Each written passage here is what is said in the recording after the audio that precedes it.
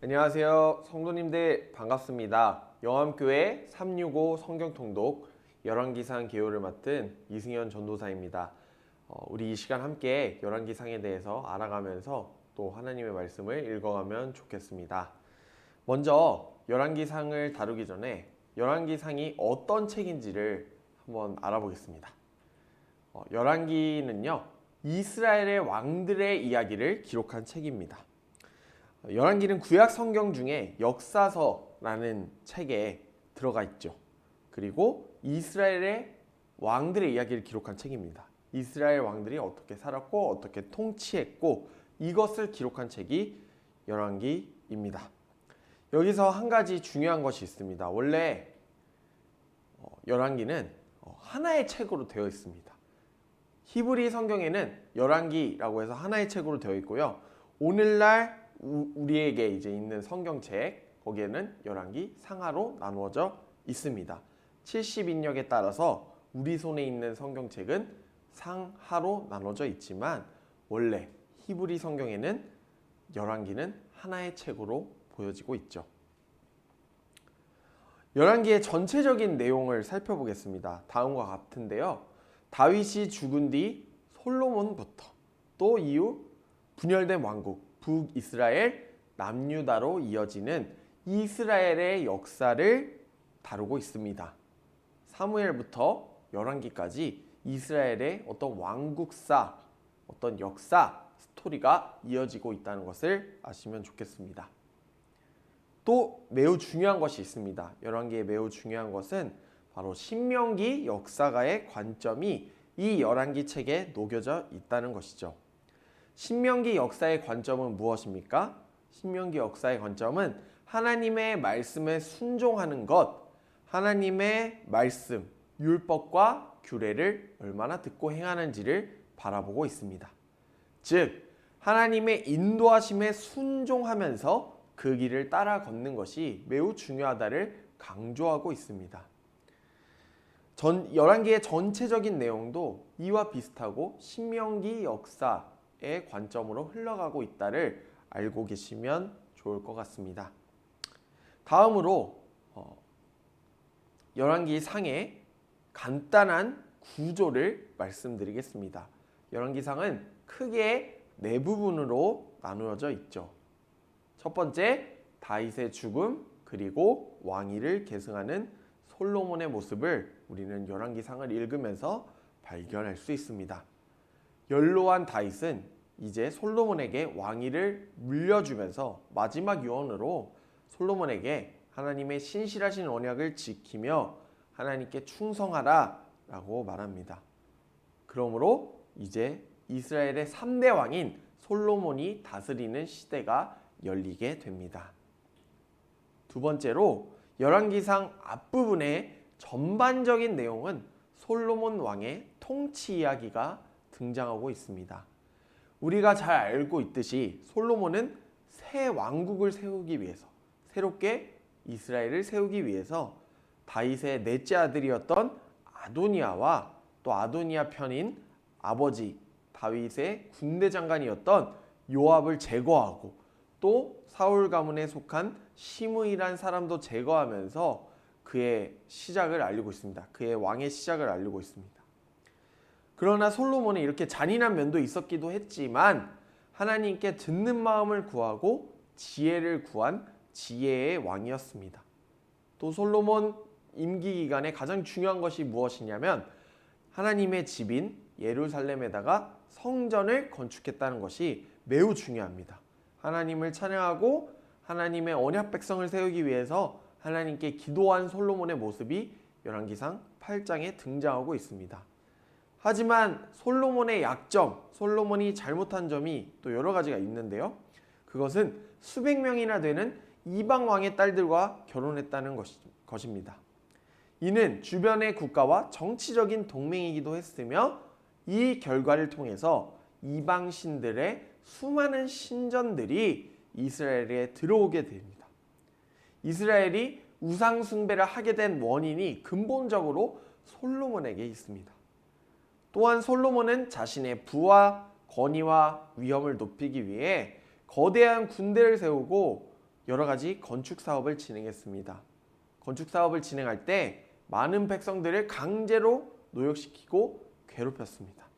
그래서 솔로몬은 신명기 17장에 나오는 왕에 대한 법률, 율법, 하나님의 말씀을 어기면서 하나님을 저버렸습니다. 이 내용이 등장합니다. 세 번째로 열왕기의 중요한 크게 네 부분 중 하나는 이스라엘이 통일된 왕국이었으나 두 왕국으로 분열되는 이야기가 진행된다는 것입니다. 솔로몬의 아들 르호보암은 남유다를 다스리고 또 여로보암이 이끄는 북쪽 열지파는 북이스라엘이라는 새로운 왕국을 건설하게 되므로 이스라엘이 분열이 됩니다. 이때부터 열왕기 상해의 내용 또 열왕기 하의 내용까지 이어진 내용은 두 나라의 왕들의 이야기를 왔다 갔다 비교하면서 진행되고 있음을 우리는 알 수 있습니다. 마지막 네 번째로 열왕기상의 중후반부의 내용, 마지막 후반부까지의 내용은 엘리야 선지자의 이야기가 대체적으로 많이 차지하고 있습니다. 또 북이스라엘과 남유다를 통틀어서 가장 악한 왕이라고 말할 수 있는 아합 왕의 이야기도 들어가 있죠. 엘리야가 사르밧 과부의 아들을 살리는 내용과 또 아합 왕과 그의 아내 이세벨이 이끄는 바알과 아세라 선지자와 대결한 엘리야 이야기, 이게 갈멜산 내용입니다. 또 나봇의 포도원을 착취하는 아합의 이야기가 열왕기 상에 등장하고 있습니다. 이 네 가지 부분, 큼지막한 주제가 열왕기 상의 중요한 내용들이라고 볼 수 있겠습니다. 잠시 후 제가 다시 열왕기상 개요 부분에서 한 번 더 이 이야기를 다루도록 하겠습니다. 그렇다면 열왕기상의 핵심 주제와 메시지는 무엇일까요? 첫 번째로 하나님은 유일하시며 참되신 분임을 열왕기는 말하고 있습니다. 이스라엘 왕과 백성들은 우상을 세우면서 그들에게 예배합니다. 우상신, 이방신들에게 예배하지만 하나님은 사람들이 만든 우상과 또 다른 분이시죠. 우상과는 다른 분이십니다. 하나님은 틀 안에 계시지 않으시면서 온 세상을 다스리시고 통치하시는 분이시라는 것을 열왕기 상을 통해서 우리는 알 수 있습니다. 그 예가 바로 갈멜산 전투 내용이라고 말할 수 있습니다. 두 번째로 하나님은 인간의 역사를 주관하시는 분이라는 것을 우리는 열왕기 상을 읽으면서 발견할 수 있습니다. 하나님은 왕이나 예언자가 이스라엘 역사를 흘러가게 하는 것이 아니라 오직 여호와 하나님께서 역사를 주관하신다라는 것을 보여주고 계십니다. 여기서 예언자들이 많이 등장하는데요. 예언자들은 하나님의 말씀을 대신 전하는 역할을 하면서 그 선포된 하나님의 말씀, 심판과 회복의 말씀을 전하는 데 열심을 다합니다. 이 전체적인 내용이 바로 열왕기 상하 그리고 예언서까지 들어가 있습니다. 세 번째로 열왕기상은 하나님께 드리는 참된 예배와 예배 드리는 그 장소를 중요하게 다루고 있습니다. 참된 예배는 우상들이나 어떤 형상들에게 하는 것이 아닙니다. 풍요를 비는 이방 민족의 예배와는 다릅니다. 참된 예배는 바로 구원자이신 오직 하나님만을 예배하는 것이며 하나님의 말씀을 따르는 것입니다. 따라서 산당이라는 장소에서 예배하는 것이 아닌 하나님이 정한 장소인 예루살렘 성전에서 예배 드려야 함을 열왕기상은 말하고 있습니다. 넷째로 열왕기상은 하나님의 공의로우심, 정의로우심, 더 나아가 하나님은 은혜가 풍성한 분이심을 알려주고 있습니다.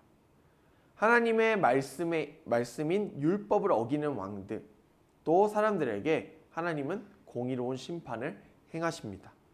그러나 죄에서 회개하며 하나님을 다시 찾는 자들에게, 하나님의 말씀에 순종하는 사람들에게 하나님은 자비를 베푸시고 품어주십니다. 하나님은 이스라엘을 멸망시키시려 하지 않으십니다. 이것을 기뻐하지 않으십니다. 그 내용이 바로 열왕기상에 등장하고 있습니다. 마지막으로 열왕기상의 핵심 주제 또 메시지는 하나님은 이스라엘 백성들에게 율법을 주시는 분, 또 약속을 베푸시는 분을 매우 강조하고 있습니다. 하나님은 다윗의 왕조가 지속될 것을 약속하고 계십니다. 여기서 중요한 것이 있습니다. 그것은 바로 열왕기상에서 하나님은 대체로 자기의 약속에 근거하셔서 자신의 백성들을 자비롭게 대하신다는 것을 우리가 꼭 기억하면 좋겠습니다. 이어서 열왕기상의 개요 부분입니다. 아까 말씀드렸다시피 열왕기상은 크게 4가지 부분으로 나누어진다고 제가 말씀을 드렸습니다. 그 첫 번째가 바로 솔로몬의 통치에 대한 내용이죠. 솔로몬의 왕위 계승과 통치의 내용입니다. 다윗이 죽고 난 뒤 솔로몬은 자신의 권력을 지키기 위해서 나름대로 최선의 노력을 다합니다. 또한 다윗의 마지막 유언을 따라서 하나님 말씀에 순종합니다. 솔로몬은 하나님께 듣는 마음을 통해서 지혜를 구한 유일한 지혜의 왕이었습니다. 그래서 하나님이 거하시는 성전을 예루살렘에다가 짓습니다. 또 솔로몬은 백성들을 위해 중보하는 훌륭한 왕이었습니다. 그러나 갑자기 9장부터 분위기가 살짝 바뀝니다. 솔로몬은 자신의 힘과 왕권을 강화하기 위해서 주변에 있는 여러 이방 왕의 딸들과 결혼을 했습니다. 정치적 세력을 확장시켰습니다. 이런 결과로 이스라엘은 여러 이방 신들의 산당을 지었습니다. 이를 통해서 우상을 숭배하고 예배하게 되는 결과를 초래하게 됩니다. 신명기 17장에 나오는 왕에 대한 법률을 솔로몬은 어기면서 열왕기상 11장 9절에는 이런 구절이 있습니다. 솔로몬이 마음을 돌려 이스라엘의 하나님은 여호와를 떠남으로 여호와께서 그에게 진노하셨다 라는 표현이 등장합니다. 솔로몬이 마음을 돌렸고 이스라엘의 하나님은 솔로몬을 떠나고 솔로몬에게 진노를 내리셨다는 표현이 등장하고 있습니다. 이 이후 솔로몬은 여러 주변 국가에서 공공의 적이 됩니다.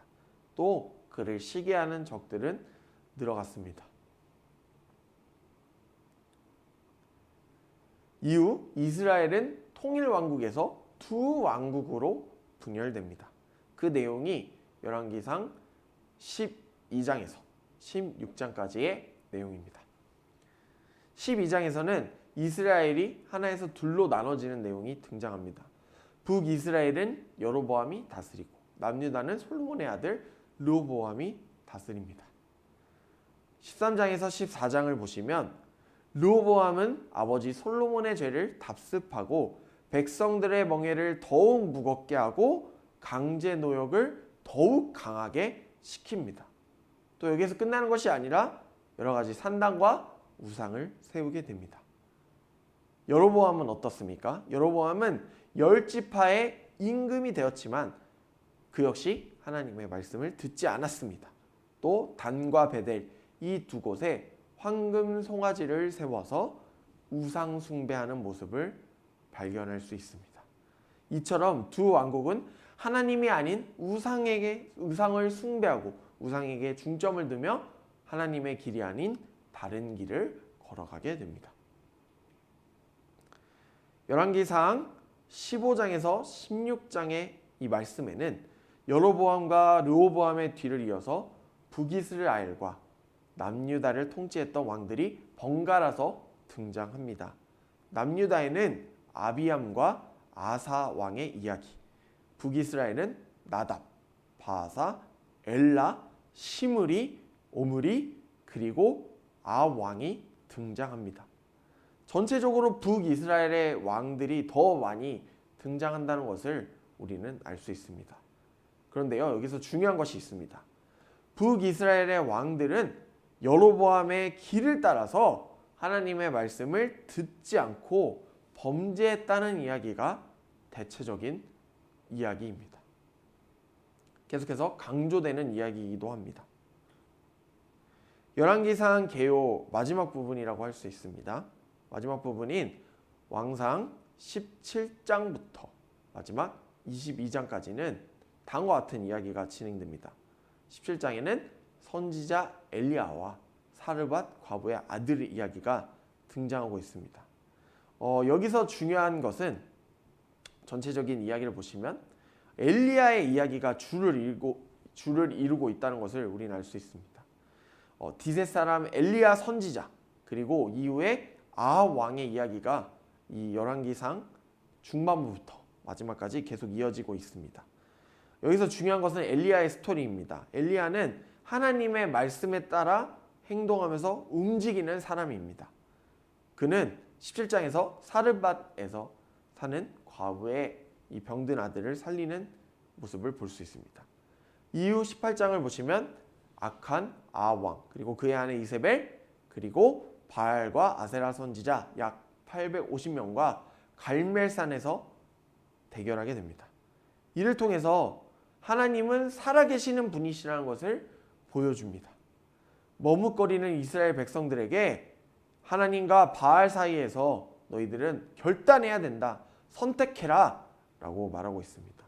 이를 통해서 오직 하나님만을 의지해라 라고 엘리야는 말하고 있습니다. 19장에서는 이세벨의 음모와 그 권모 술수에서 도망치는 엘리야의 모습을 볼 수 있습니다. 엘리야는 도망쳐서 로뎀나무 아래에서 잠시 쉬게 됩니다. 지쳐있는 그에게 하나님께서 다가오시고 그 하나님을 만나는 엘리야를 볼 수 있습니다. 이를 통해 엘리야는 하나님을 만나게 되므로 자신의 영적인 회복, 육적인 회복을 하게 됩니다. 그리고 그의 제자인 엘리사를 만나는 장면이 19장에서 등장합니다. 20장 앞부분의 내용인데요. 20장 앞부분의 내용은 북이스라엘과 아람과의 전쟁 이야기가 주를 이루고 있습니다. 여기서 아람이라는 나라는 수리아라는 나라입니다. 시리아라는 나라라고도 합니다. 아람 왕 베나닷 2세라는 왕이 사마리아를 애워싸고 아합에게 위협을 가하는 내용이 등장합니다. 그래서 두 번씩이나 북이스라엘과 아람은 전쟁을 하게 됩니다. 그러나 아람은 호기롭게 도전했으나 두 전투에서 모두 패배하게 됩니다. 이를 통해서 베나닷 왕은 사마리아 성읍을 아합 왕에게 돌려주게 되고 아합과 통상 조약을 맺게 됩니다. 그런데 하나님의 말씀을 지키기 위해서라면 이 수리아 군대는 진멸되어야 했습니다. 그러나 아합은 하나님의 말씀을 듣지도 않고 하나님을 의지하지 않는 모습을 20장 초반부에서 볼 수 있습니다. 이어서 21장의 내용입니다.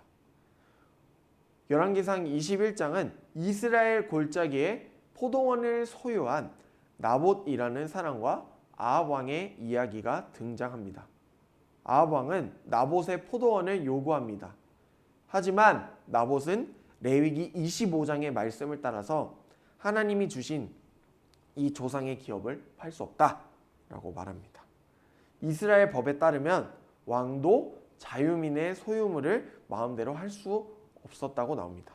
그러나 아합과 이세벨은 불량배를 시켜서 나봇의 목숨을 빼앗고 포도원을 취하게 됩니다.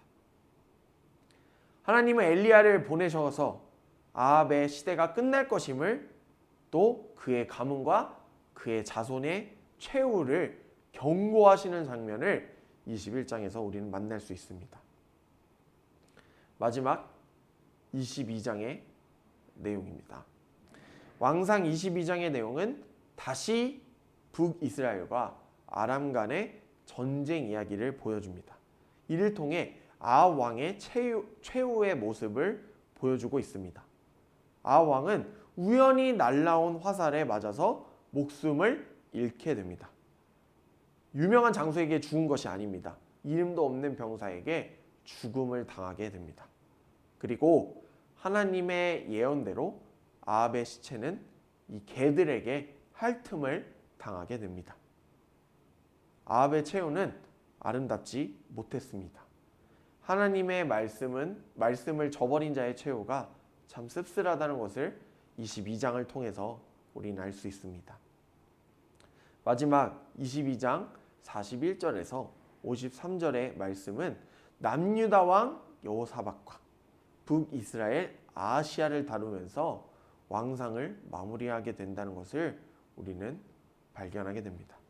여기서 아하시야 왕은 아버지 아합을 따라서 바알을 예배함으로 하나님을 노하시게 만들었다고 하면서 하나님을 따르던, 하나님을 잘 따랐던 남유다 왕 여호사밧과 비교되는, 대조되는 모습을 보여주고 있습니다. 이를 통해 아합 왕조가 멸망할 것임을 보여주면서 열왕기상은 끝나게 됩니다. 다음으로 열왕기상에 등장하는 왕들을 좀 제가 정리해보았습니다. 정리한 표를 보여드리고자 합니다. 먼저 솔로몬을 제외하고 북이스라엘 8명의 왕, 그리고 남유다 4명의 왕이 열왕기상에 등장합니다. 표를 보시겠습니다. 표를 보시면 먼저 북이스라엘 왕을 제가 다루었습니다. 보시면 첫 번째 왕이 여로보암, 그리고 두 번째 왕이 나답, 세 번째 왕이 바하사입니다. 여기서 이 왕들의 특징은 하나님 보시기에 악했다라고 평가하면 될 것 같습니다. 하나님을 노엽게 했고 하나님의 말씀을 듣지 않았다라고 보시면 될 것 같습니다. 이어서 북이스라엘의 네 번째 왕 엘라부터 또 시므리, 오므리에 대한 내용입니다. 이 왕들도 똑같습니다. 하나님 보시기에 악했고 하나님의 말씀을 듣지 않았습니다. 그리고 잘 보시면 북이스라엘 왕들은 배신과 암살을 통해, 쿠데타를 통해 왕이 자주 뒤바뀐다는 것을 아실 수 있습니다. 그리고 계속되는 이 특징, 큰 물줄기는 하나님 보시기에 악을 계속 행하는 북이스라엘의 왕들의 모습을 발견할 수 있습니다. 표를 제대로 보고 싶으시면 한번 동영상을 정지하시고 잘 살펴보시는 것도 좋을 것 같습니다. 마지막 북이스라엘의 7번째 왕 아합과 8번째 왕 아하시야의 내용입니다. 자세한 내용은 표를 잘 참고해 주시면 감사드리겠습니다. 여기서 중요한 것은 이제 아합 왕입니다. 아합 왕은 하나님 보시기에 가장 악한 왕이었다는 것이 중요합니다. 이 바알 숭배의 교과서 같은 인물이었다. 힘이 없는 사람 나봇을 죽이는 잔인한 사람이었다. 그리고 하나님께 회개하였으나 바알은 근본적으로 악하고 교활한 모습은 변하지 않았습니다. 이후 아합 왕의 왕조는 몰락하고 초라한 최후를 맞는다는 것이 북이스라엘의 왕들의 이야기입니다. 이어서 남유다 왕들을 한번 살펴보겠습니다. 남유다의 첫 번째 왕 바로 르호보암입니다. 르호보암은 아버지 솔로몬보다 더 심하게 공포 정치를 했으며 산당을 세우고 우상을 세웁니다. 그의 아들이었던 아비암도 아버지 르호보암이 행한 죄를 그대로 답습합니다. 하나님 앞에서 온전하게 살아가지 못합니다. 이어서 남유다의 3, 4대 왕을 살펴보겠습니다. 3, 4대 왕은 바로 아사와 여호사밧입니다. 아사는 하나님 보시기에 올바르게 행한 왕입니다. 남색을 없앴고 우상을 파괴했습니다. 그러나 아사는 산당을 그대로 두었습니다. 또 아사의 중요한 스토리 중 하나는 구스 사람 세라가 공격해오자 다른 어떤 공격을 하는 것이 아니라 가장 먼저 하나님께 기도하며 전쟁을 승리로 이끌어낸 왕이라는 것을 우리가 기억하면 좋겠습니다. 그러나 아사의 말년은 초라했습니다. 그는 아람 왕 베나닷과 동맹을 맺었으며 악행을 저질렀습니다. 예언자 하나니를 옥에 가두고 백성들을 괴롭혔습니다. 결국 39년째 될 때 발에 병이 나서 아사는 최후를 맞이하게 됩니다. 여호사밧 왕입니다. 여호사밧 왕은 그나마 유다에서 훌륭한 통치를 한 왕 중에 한 명입니다. 남유다의 3대 선왕이라고 할 수 있습니다. 여호사밧, 히스기야, 요시야가 남유다의 3대 선한 왕이다 라고 평가를 받고 있습니다. 여호사밧은 하나님 앞에서 정직했고 하나님을 경외한 왕이었습니다. 하나님의 율법을 백성들에게 가르친 왕이기도 합니다. 또한 여호사밧은 평화를 좋아했습니다. 북이스라엘과 전쟁을 거의 하지 않았습니다. 평화를 유지했던 왕입니다. 대부분의 왕들은 북이스라엘과 전쟁을 했지만 여호사밧은 그러지 않았습니다. 여기까지 열왕기상에서 등장한 왕들, 언급한 왕들에 대해서 간단히 살펴보았습니다. 열왕기상을 읽으실 때 이제 중요한 관점들이 있습니다.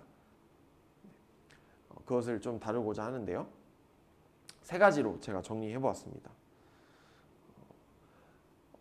중요한 관점 중 하나는 왕들은 하나님만을 예배하고 있는가, 하나님을 경외하고 있는지 한번 잘 파악하시면서 찾아보시면서 읽으시면 좋겠습니다. 두 번째로 왕들은 우상 숭배를 멈추고 하나님의 신실한 언약을 따라가고 있는가, 하나님의 말씀을 다시 붙잡고 나아가려고 노력하고 있는지 한번 확인해 보시면 좋겠습니다. 그리고 세 번째, 예언자들이 이제 많이 등장하고 있습니다. 등장하고 있는데 이 예언자들의 역할을 한번 잘 살펴보시면서 우리가 열왕기상을 함께 읽으시면 좋겠습니다. 예언자들의 역할을 눈여겨보시면 하나님의 말씀을 대신 선포하고 왕들이 다시 하나님의 말씀을 붙잡을 수 있도록, 하나님을 따를 수 있도록 도전을 주고 있다는 것을 우리는 열왕기상을 읽을 때 알 수 있습니다. 비록 짧은 시간이었습니다. 짧은 시간이었는데요. 열왕기상의 이 짧은 시간 동안 열왕기상의 전체적인 내용을 다루기는 이제 부족합니다. 또 전체를 이해하기에는 솔직히 좀 부족합니다. 하지만 오늘 개요를 통해서 우리가 함께 또 열왕기상을 읽어가실 때 조금이나마 큰 도움이 되시면 좋겠습니다. 계속해서 하나님의 말씀을 꾸준히 탐독하시면서 잔잔히 읽으시면서 나아가시는 영왕교회 성도님들이 되시면 좋겠습니다. 마지막으로 열왕기상 개요를 마치면서 엘리야가 갈멜산에서 하나님께 드렸던 기도의 내용을 읽어드리면서 강의를 마치고자 합니다. 열왕기상 18장 36절에서 37절까지의 말씀인데요. 제가 봉독하도록 하겠습니다. 저녁 소제 드릴 때 이르러 선지자 엘리야가 나아가서 말하되 아브라함과 이삭과 이스라엘의 하나님 여호와여, 주께서 이스라엘 중에서 하나님이신 것과 내가 주의 종인 것과 내가 주의 말씀대로 이 모든 일을 행하는 것을 오늘 알게 하옵소서.